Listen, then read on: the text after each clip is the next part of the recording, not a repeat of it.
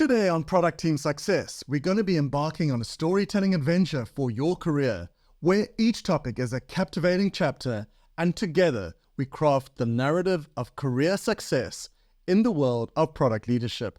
Your career growth starts now.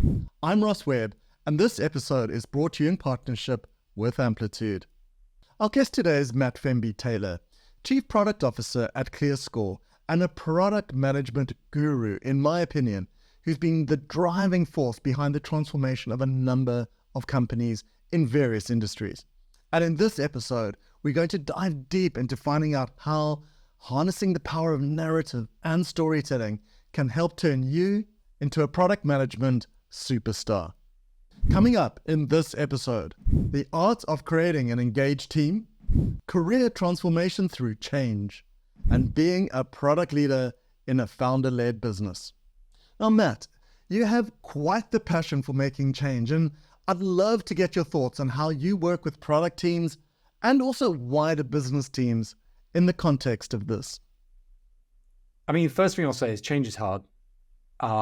Never underestimate how difficult that can be. And if I think back to most of my mistakes and failures and learnings in my career, they've generally come around this. And I genuinely think that pretty much every PM, no matter what level, if you're doing it right, is a leadership role. And leadership is really about, amongst a few things, helping people through change, understanding what needs to change, and then successfully making that move.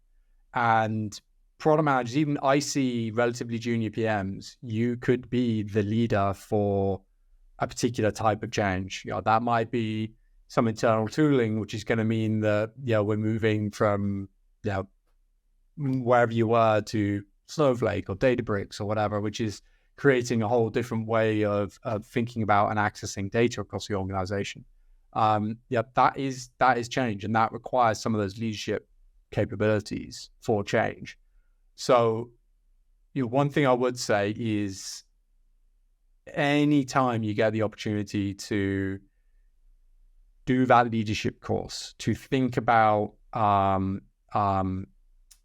leadership, change management, these sorts of things, grab that with both hands. It may be sort of like feel generalist, it's not a like direct product management hard skill. I really think it is. It's a critical thing that we all need to do. That's a fascinating outlook. Could you expand a little bit more on this? Specifically, I'd love to know a little bit more around the quality needed to fulfill that role in an organization. Whoever you look at for this, I think it comes down to a couple of things.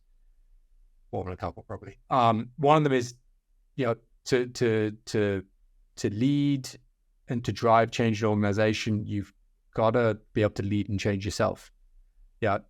These things aren't factual. They're not purely about, we're going to change this system for that system, so deal with it. It's humans. It's all about humans. And it's about how those humans react. And what are those humans reacting to? They're reacting to you. Not just your message, not just the facts about what you are saying, but you as a person, how you are bringing it, what reason and understanding and how you're doing that. So you've got to understand yourself so that you can then understand how you interact with others and how you come across and how you might react to different types of people. And from that point, then it gets into a whole bunch. There's a whole bunch of sort of leadership material around that, which I won't sort of dwell too deeply on. But there's a lot of sort of standard leadership stuff, which I'd highly recommend any and every PM is thinking about. I think the next thing is, what's the narrative? What is the why around it? And the why isn't it's going to save X amount of money, or it's going to enable this, or it's going to whatever. It's not all about the metrics. Metrics are very important. It's about the narrative. And I think a lot of product management in general, I would sum up as a bit of a balancing act between quant and qual in whatever sort of frame that makes sense in that.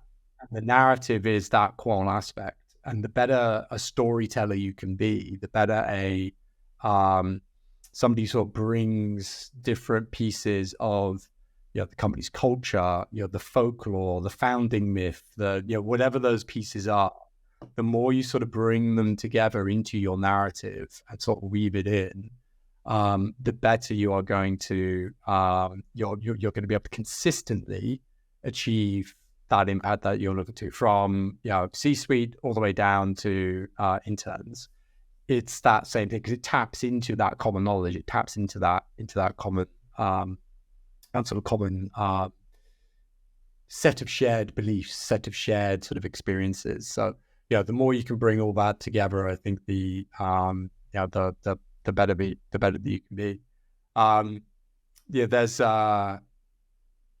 something that I've sort of been using with the product team here at ClearScore, through riffing with a couple of the PMs, just trying to sort of classify what type of PM we are. And we sort of think about ourselves as on sort of two dimensions, classic sort of consultant 4-box thing of are we wartime or peacetime types of people, and are we librarians or poets? And I think you get PMs who are all over that spectrum, and there is no right or wrong answer on that. It's just situational. It's about what are the right set of skills? What's that right sort of default mindset to bring to a particular team or a particular phase of a company's growth, or a particular, whatever it is. I think thinking about who you are and what that is will also help you in terms of how you position yourself, how you position the change that you're looking to drive, and understanding how other people might react to it. Okay, Matt. So this last question I really want to know is whether there are any experiences or any other examples throughout your many, many storied career that spring to mind that you'd be willing to share with us. I touched on it a little earlier, but let me talk a bit about working at founder-led businesses and with founders. ClearScore's my third founder-led business in a row, and all founders, like all humans, are different and unique and have their own strengths and weaknesses. But I think that founders are a unique breed, and they have superpowers beyond your wildest dreams. If you've still got a founder involved in that business, that could be incredibly positive and powerful. They have the ability to just cut through and get stuff done. They have all the experience and knowledge. They have a sort of passion and often a reality distortion field, the likes of which very few other people will ever be able to replicate. Your most charismatic sort of standard inverted commas CEO has to work damn hard to match that strength for the founder. And with that comes all strengths have a dark side. All strengths have like a double-edged sword sort of aspect to it. And it can be that they can be harder to convince. It can be that it is this way or the highway or whatever it is. And my guidance to not just PM, but everybody working in a founder-led business is really understand and respect that. The more you can understand the founder, what makes them tick, why they do what they do, the better you're going to understand the business. Because a founder-led business has to work for the founder.